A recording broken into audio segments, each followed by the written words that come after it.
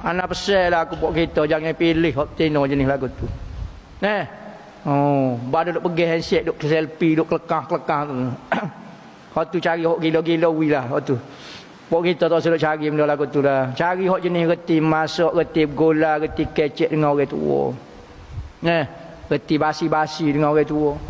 Duk sebelah orang tua gerai nak sepak. Agak ya ketai pak cik tu. Agak dia pun tak nak sepak. Kalau tidak aku sepak dah budak ni. Tak lewat bini lagu ni. Anak kita mampu lah. Mampu dari lokal seko. Mampu celah tu seko. Itu cara apa cicak dah anak kita. Jangan nak cari anak-anak hok jenis cara.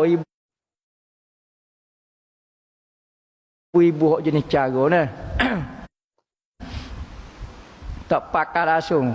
Oi tino. Tak sopo dengan orang tua dulu.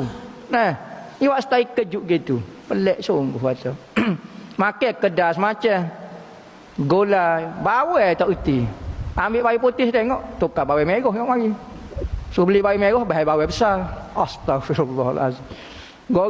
Suruh goreng nasi, bahaya betut kuih tiang.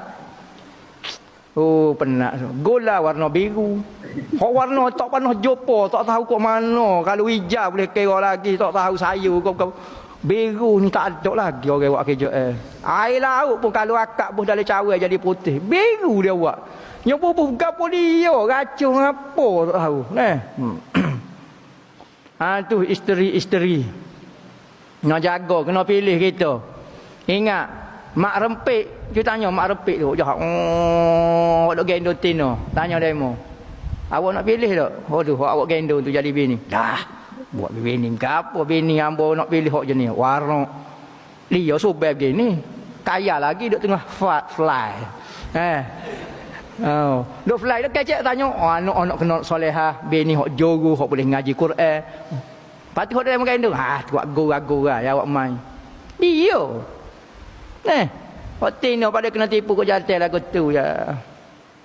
Ni isu lah ni. Orang tino kita kena cara sikit. Kena tegur. Jangan awak tak khabar sangat. Duk main kok bahasa kera tu panggil.